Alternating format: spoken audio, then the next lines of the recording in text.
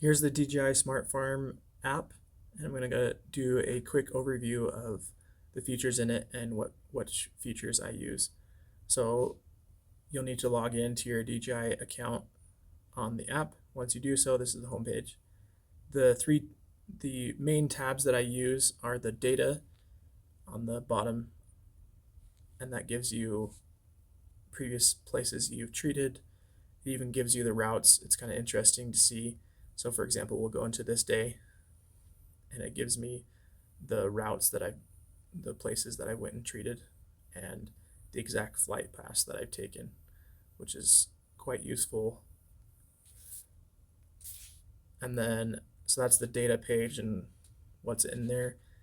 And then the other tab that I really use is the field one. That one I use a lot, and we'll go into that one in a minute. The profile page, this is where you can accept teams. You can see the teams that you're a part of. In another video, I'll show you how to invite you into the team. But when you get that invite, it'll show up on the profile. Up in the top left, there's a bell icon in the item section in the top left. You'll receive a little notification right here, and you need to accept it to be able to use the DJI Smart Farm with the DJI Agris Management app. Anyways, we're going to go back to the field section and create a route for the T10 to fly. All right, here we are in the field tab. We're going to go to where I'm at, which is actually at the office. There's a ditch right next to the office that we need to treat. So just create a boundary for the T10 to fly. On the right side, the second from the bottom, there's a little square. Click on that. And there, that will allow you to go into creating boundaries. And how you add points is the crosshairs in the center of the screen. You just press the plus button and drag it over, another plus button, and we're actually wanting to treat all the way across the fence line. So all the way down to there, another plus.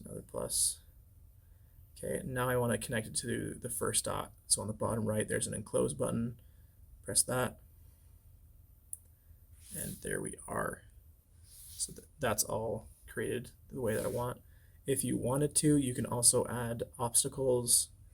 And different no spray zones is actually only for the T40, so it doesn't work on the T10, but you can add an obstacle. So for example, there's the fence line. The T10 will totally fly over the fence line. I don't really need to worry about it, but for proof of concept, here's how you add a boundary and close that. Now it won't fly over that area when it's doing this route. So now we can go ahead and press save in the top right. Sorry, my record button is in the way. And then we name it.